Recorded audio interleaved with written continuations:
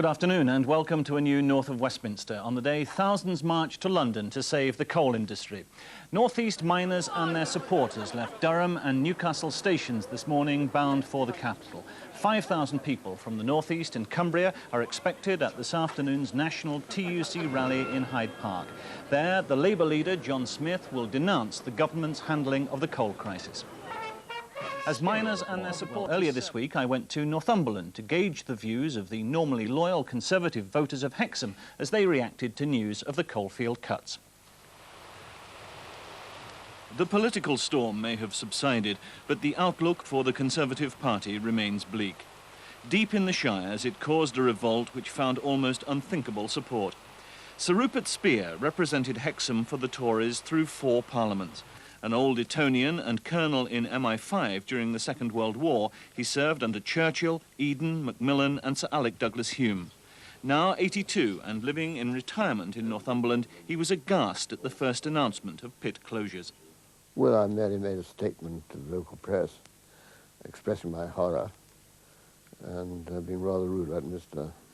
Heseltine, for whom I've always had my doubts.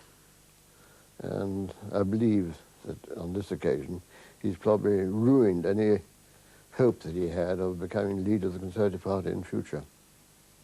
Why do you say that you've always had your doubts about Mr. Heseltine? Well, I've watched him many a time on television. I've never met him face to face, but he's always given me the impression of being too clever by half and very ambitious.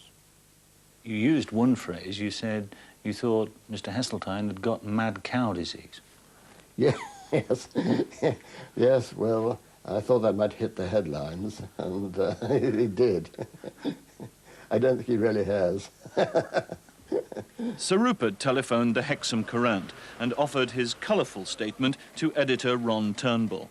It was by no means the only such comment reaching the local newspaper this week, but it was one of the most significant. Arguably the most popular constituency MP Hexham has had.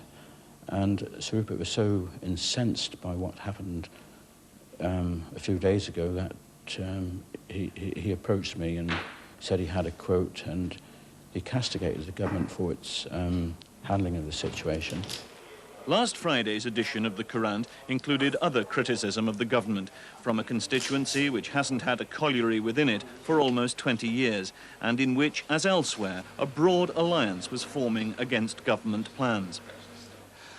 Well, I think people have, eyes have been opened that the pursuit of profit and making money a god, as we have done for the last 10, 15 years,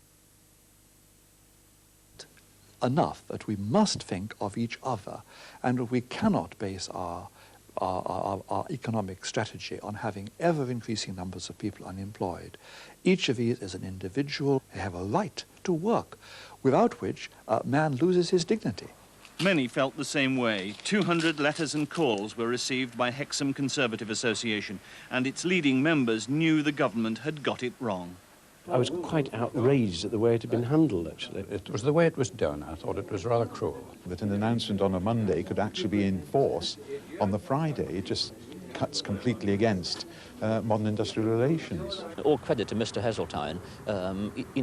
He realised that he was wrong in the way he approached the pit closures, and he had the guts to say so and change his mind, and I think that is healthy in a government. I mean, OK, people attack us for U-turns, but to me it's not a U-turn, it's listening.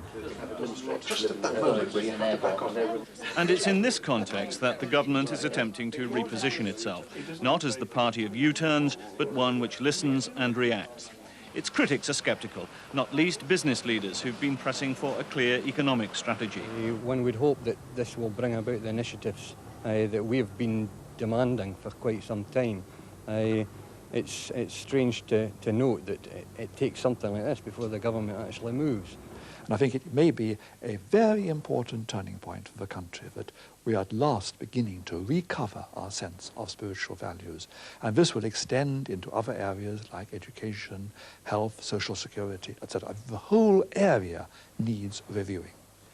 Turning point or not, Hexham's Conservatives are admitting some relief this weekend, including Mr Atkinson, who says he came close to voting against Mr Heseltine's scheme. But does it all signal a return to consensus politics or mark a crisis in which the government avoided defeat only by the skin of its teeth? Well, joining me now to discuss the week's events are three of the North's senior politicians.